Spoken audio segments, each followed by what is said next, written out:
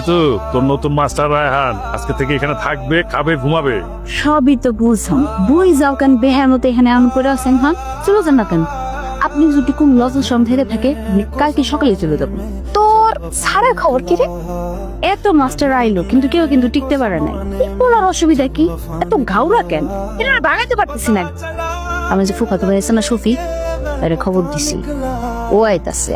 আইসে এমন সিস্টেম দিব, ও তো যাইব 14 গোষ্ঠী যাইব।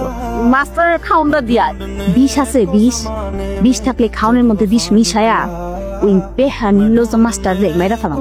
বড়টা কিন্তু খুব ভালো, সহজ সরল। এই যে জ্বর এসে ঘরে পড়ে আছে, ওর সাথে যদি তুই উল্টা পাল্টা কিছু করছো, আমি তো তোর বাপের করে দেবো।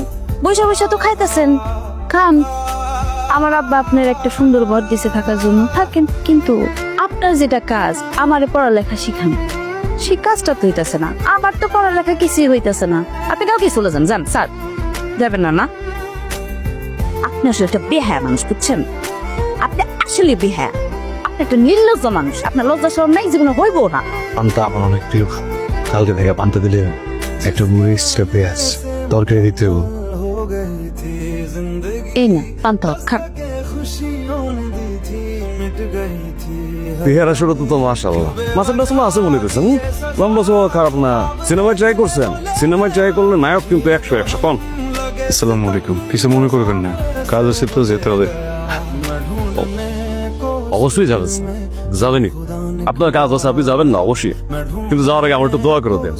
মানে আপনি একজন শিক্ষক, শিক্ষকের সম্মান এই পারেও তো বলতে শিখবো, এই পারেও কিন্তু দেওয়ান। আপনার দোয়া আমার কাজে লাগে। বুঝছি কি স্যার, আমি 3বার মার্ডার অ্যাটেম্প দিয়েছি, মানে 3টা খুন করার চেষ্টা করছি, কিন্তু পাই। এখন আপনি যদি আমার একটু দোয়া করে দেন, জাস্ট একটা খুনও যদি আমি করতে পারি আমার হবে। একটা খুন, সে শিক্ষক হোক, কোনো সমস্যা নাই, মানে একটা খুন করা লাগবে স্যার, একটু দোয়া করে দেন না। না স্যার, দোয়া করে দোয়া করে দেন না স্যার, একটু দোয়া। তোর দোয়া করতে বেশি, তোরা বেশি দোয়া করতে। আমার তো চুল হলে তো করি, আমার হেয়ার স্টাইল নষ্ট করে দিয়েছিস তুই। কি করছিস এটা? একদম খেয়াল, একদম খেয়াল গায়েব করে দেবো তোরা। মশামাসি খুঁজে দেবো রাইতের মধ্যে এলাকা ছেড়ে যায়। কালকে সকালে উঠে চেহারাটা না দেখে, আগামীকাল সকালে স্যার আপনার চেহারাটা যেন আর না দেখা যায় স্যার।